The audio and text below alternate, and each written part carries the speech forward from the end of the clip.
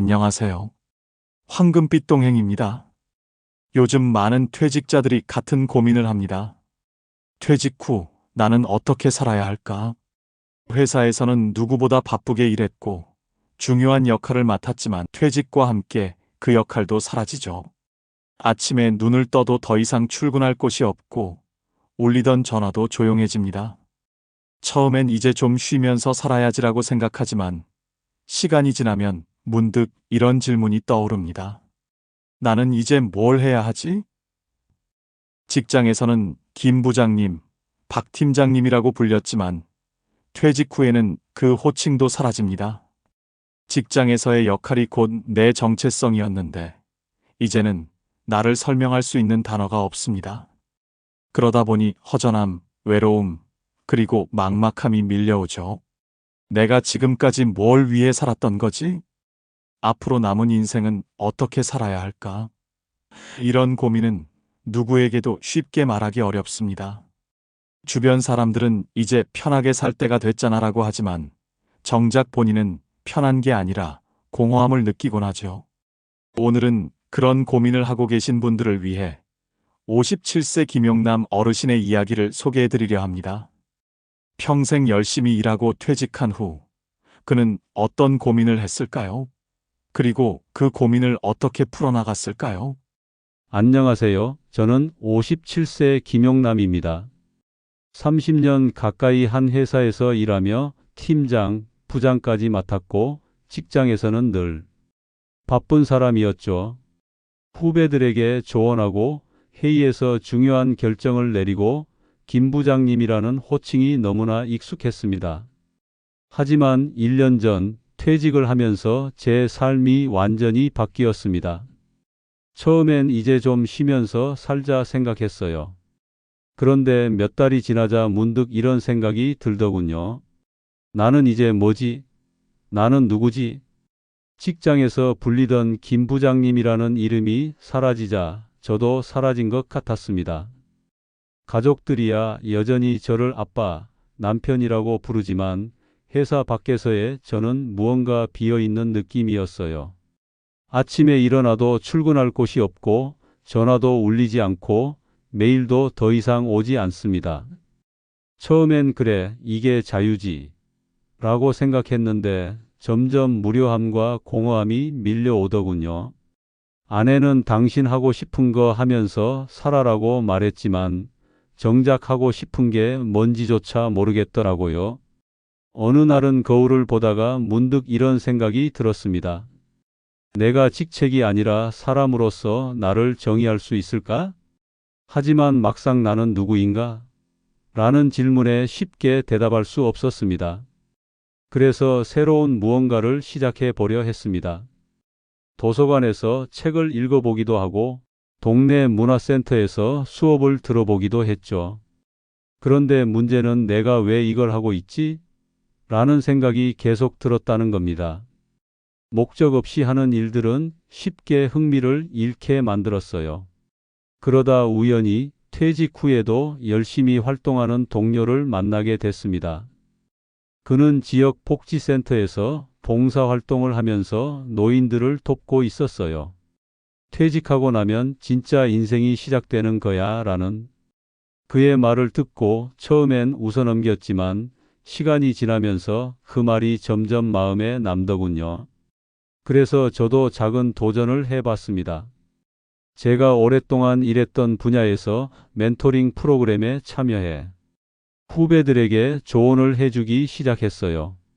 누군가 저에게 고민을 털어놓고 제가 도움을 줄 수 있다는 사실이 큰 위안이 됐습니다. 내가 쓸모없는 존재가 아니구나라는 생각이 들더군요.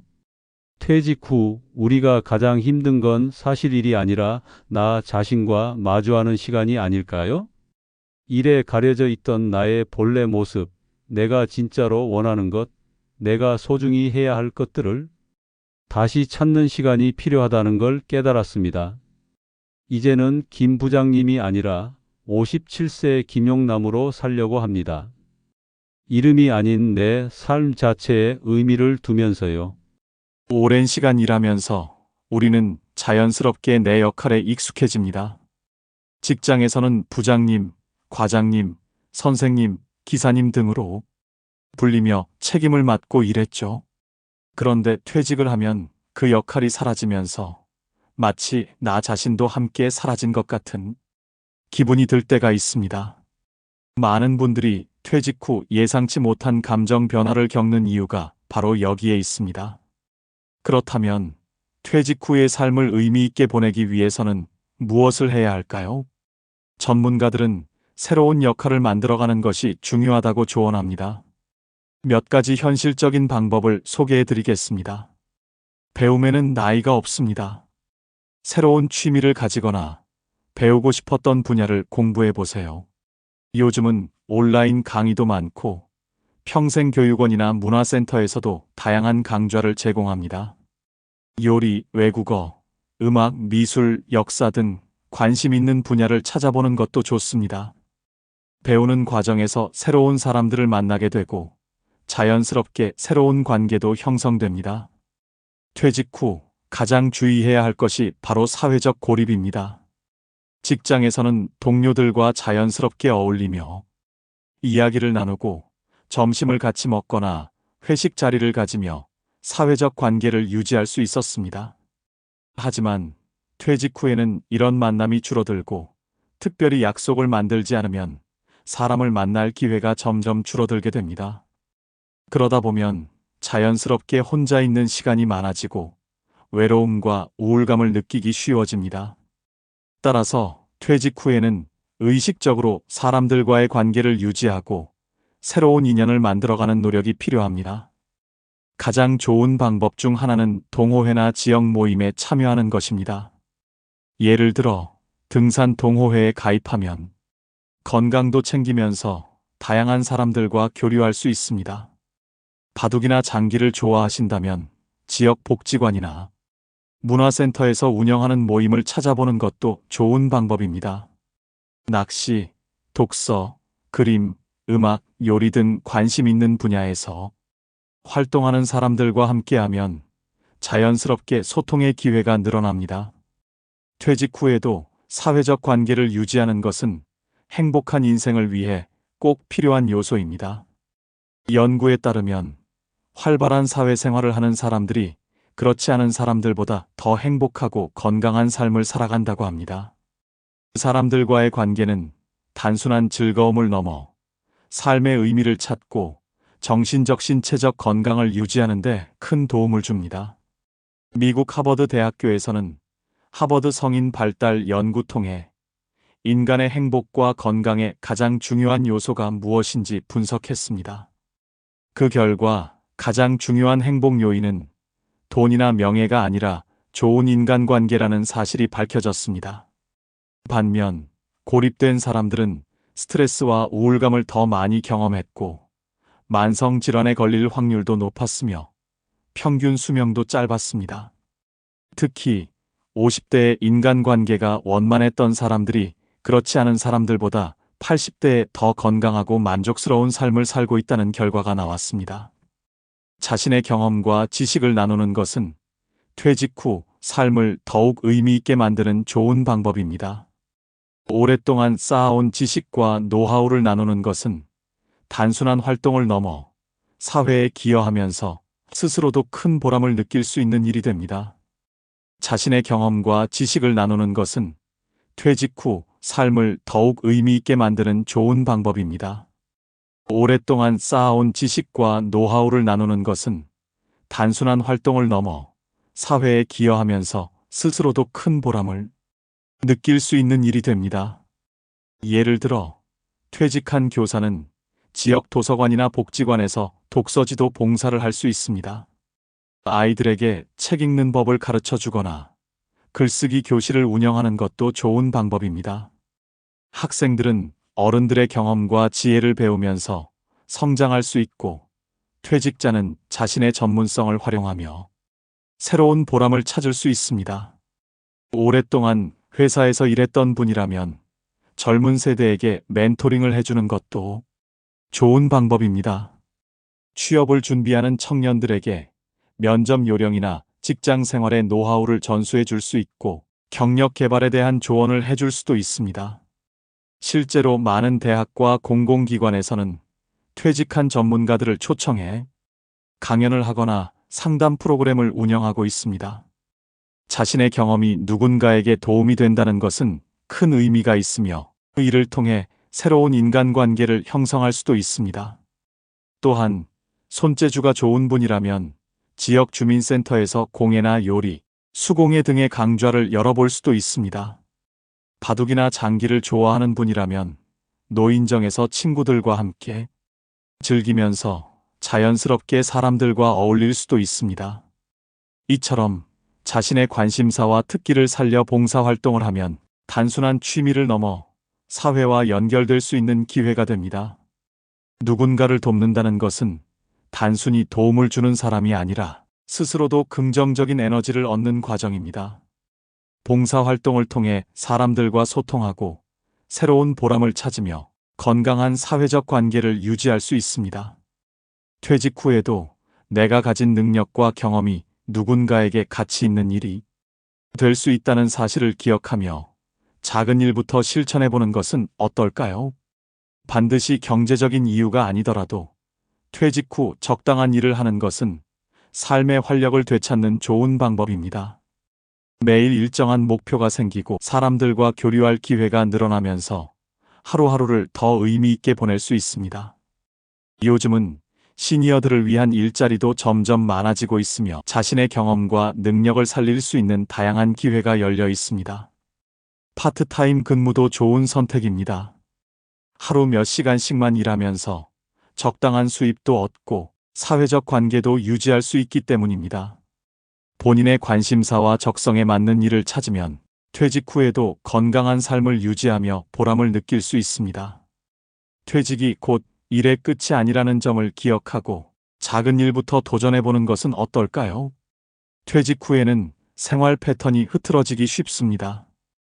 그러나 건강이 뒷받침되지 않으면 아무리 좋은 계획이 있어도 실천하기 어렵습니다.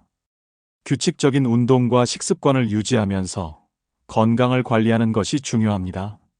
아침에 일어나는 시간과 하루의 일과를 미리 정해두면 생활이 더 안정됩니다.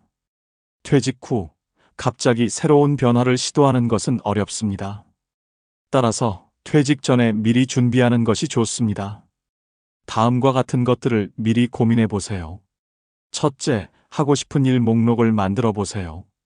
퇴직 후에는 시간을 어떻게 보낼지 스스로 정해야 합니다.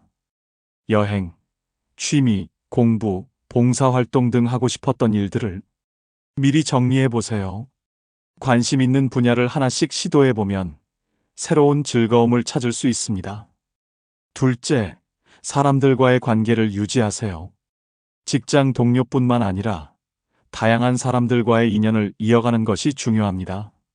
친구들과 정기적으로 만나거나 동호회나 지역 모임에 참여해 보세요. 사회적 관계가 활발할수록 삶의 만족도가 높아집니다. 셋째, 경제적인 준비를 해두세요. 퇴직 후 예상되는 생활비를 미리 계산해보고 필요한 경우 가벼운 일자리나 재테크 방법을 고민해보는 것이 좋습니다.